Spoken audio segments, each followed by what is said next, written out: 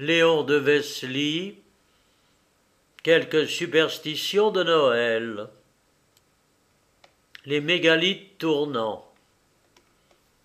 C'est aujourd'hui la veillée de Noël.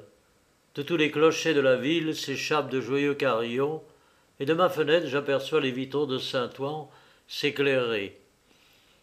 Les mailles des plombs sertissent de noir les auréoles des saints et les robes des lévites. Les feux du gaz font flamber la rosace que traça le compas de Berneval, tandis que d'une haute cheminée s'échappe la fumée du calorifère, étendant sa lèpre noirâtre sur les moines, les évêques et tout ce peuple de statues fixés au sommet des pinacles par le génie de nos pères. Adieu, saint prélat, dont le givre recouvrait les dalmatiques et festonnait les ornements des mitres. La suie recouvre maintenant vos manteaux, et vous, gargouilles à la gueule béante, désormais vous ne lancerez plus que les résidus de la houille. Remisez au vieux clocher la lueur pâle et tremblante des cierges. Déposez dans les musées les chauffe-mains de nos aïeuls, chefs-d'œuvre de nos faïenciers rouennais. Le gaz, l'électricité, le calorifère vous ont remplacé, et les poètes seuls pourront encore évoquer vos images troublantes. Et pendant que je laissais ainsi errer ma pensée, la foule des fidèles se rendait à la vieille abbatiale pour redire le Gloria, ce chant d'allégresse qu'entonnèrent les anges il y a près de 2000 ans aux cieux de Bethléem, car seule la liturgie conserve les vieilles traditions, quoiqu'elle se modifie chaque jour au contact de la musique profane. Et cependant, comme ils étaient beaux en leur simple et lente mélopée, ces chants religieux, ces Noëls naïfs qui bercèrent et réjouirent nos aïeux.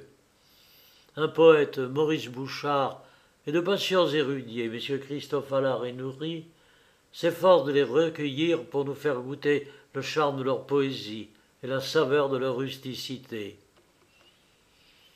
Et ces vieilles légendes, contées sous la vaste cheminée, pendant que la bûche de Noël crépitait dans l'âtre, elles ne sont pas complètement oubliées. Hâtons-nous donc de les recueillir pendant qu'il en est temps encore. Le narrateur est devenu vieux, il a bien la tête branlante et le récit un peu languissant, mais les superstitions, quoique altérées, sont encore conservées par les populations des villages, ignorantes des inventions de la science moderne. Noël est non seulement pour le peuple la nuit où naquit l'enfant Dieu, c'est aussi celle où parut dans les cieux l'étoile miraculeuse, l'astre des images chaldéens.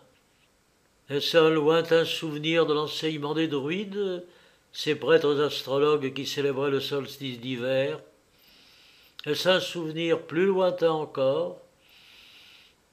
Je ne saurais préciser, mais ce que je sais, c'est que j'ai retrouvé dans plusieurs légendes la trace de pratiques astrologiques. Et cependant le peuple ignore les pyramides à étages et les tablettes d'argile chargées de caractères cunéiformes. Mais comme il est logique, il reconnaît dans les images les pères de l'astrologie. Avec son bon sens, il les revoit, les yeux fixés tour à tour sur des lignes cabalistiques et sur la voûte du firmament, où les premiers, il découvre l'astre qui doit guider roi et berger vers l'étable où est né Jésus. Aussi, dans cette nuit de Noël, tout prend un air de mystère, voire même de sorcellerie. Les roches qui bordent notre beau fleuve, les monuments mégalithiques qui se dressent encore au milieu des champs, voient leurs grosses pierres tourner plusieurs fois sur elles-mêmes pendant la généalogie de la messe de minuit. À Gerponville, canton de Valmont, un mégalithe situé au Cros-Blanc, hameau de Vauville, s'agite au fond de la fosse où il repose depuis des siècles et tourne 3 fois sur lui-même. Que si l'énorme pierre exécute ce mouvement, c'est sans endommager son beau manteau de lichen et de mousse, et sans fouler les ronces qui l'enveloppent. C'est du moins ce que j'ai constaté.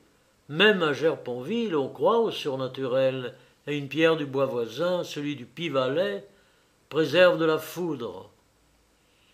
Une autre pierre tournante est celle connue sous le nom de Mademoiselle de Malmain. Elle est située au Boscouet, commune du canton de Routot, dans l'Eure, sur le bord d'un bois voisin de celui du Perret et de la forêt de la Londe. Dans cet endroit s'élève un tertre de peu de hauteur, légèrement incurvé en son milieu et qu'abritent des sapins.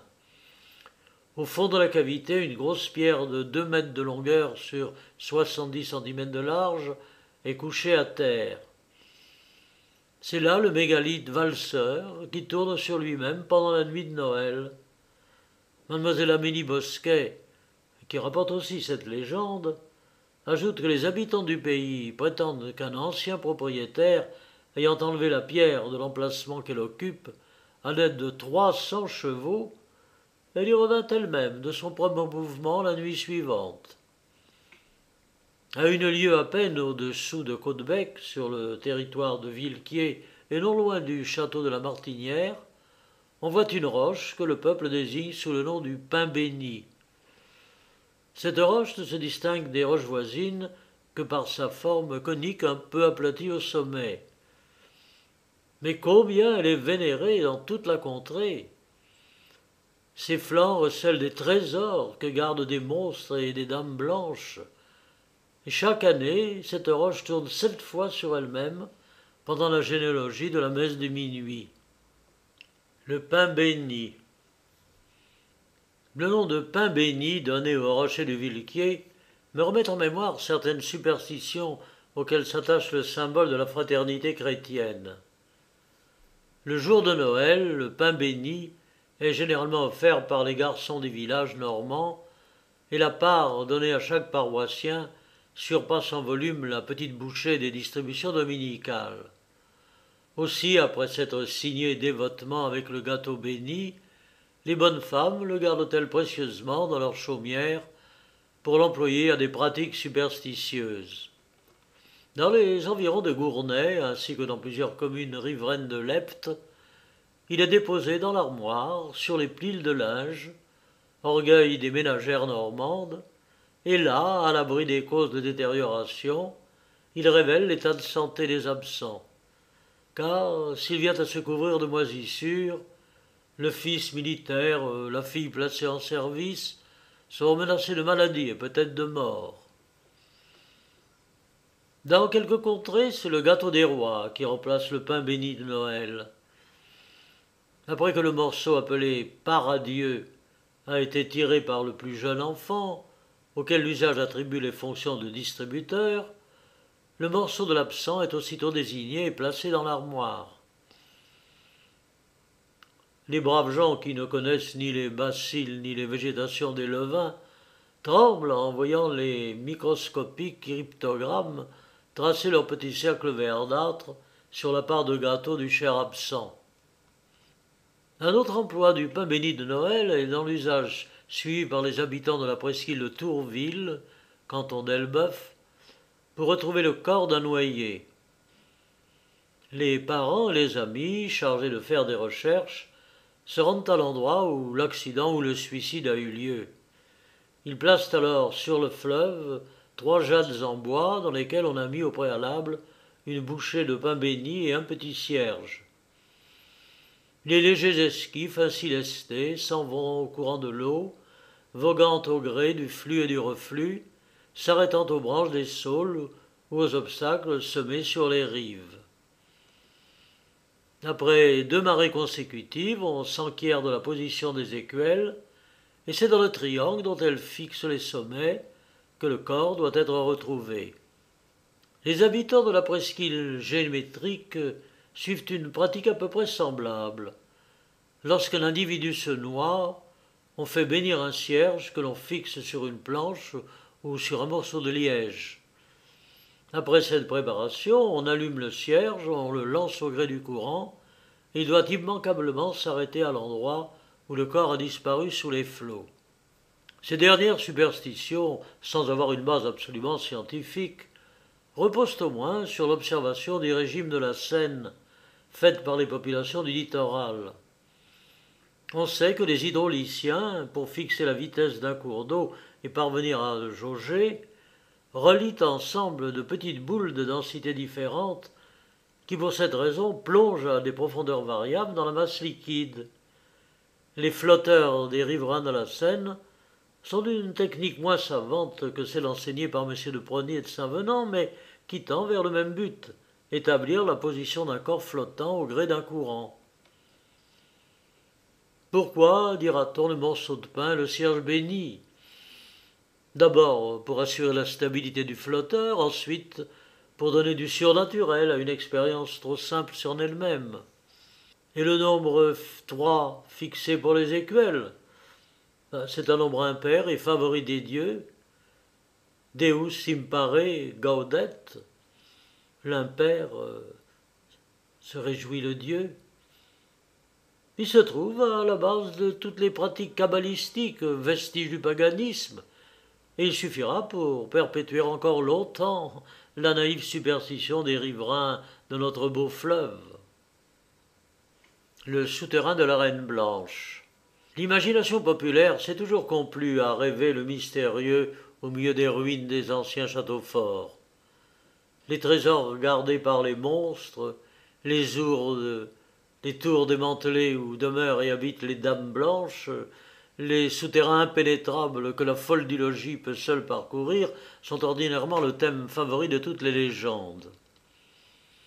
La forêt de Gisors, forteresse de Gisors, n'a rien à envier aux antiques tours et aux vieux donjons qui bastonnent les rives de la Seine, du Rhin ou de la Gascogne. La tradition veut en effet qu'un souterrain, dénommé de la Reine Blanche, aujourd'hui bouché, ait servi à relier les donjons de Naufle et de Gisors. Ce souterrain mystérieux, dont tout le monde parle mais que personne n'a jamais parcouru, recèle en un endroit défendu par des grilles formidables un trésor immense.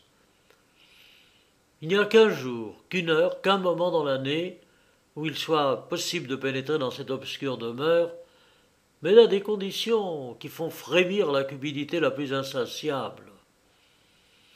Le jour de Noël, à l'instant où le célébrant lit la généalogie de la messe de minuit, les obstacles qui s'opposent aux efforts de ceux qui auraient voulu s'enfoncer dans la mystérieuse caverne se dissipent tout à coup. Les flammes diaboliques s'éteignent, le gardien du magnifique trésor s'endort, et toutes les richesses sur lesquelles il veille peuvent devenir la proie de l'audacieux qui aura osé s'aventurer dans le labyrinthe infernal. Même malheur à l'explorateur qui aura perdu son temps en tâtonnements inutiles. La généalogie achevée, le démon se réveille, et celui qui se trouve alors dans le souterrain de la Reine Blanche ne reverra jamais la lumière du jour. Rouen, 24 décembre 1894.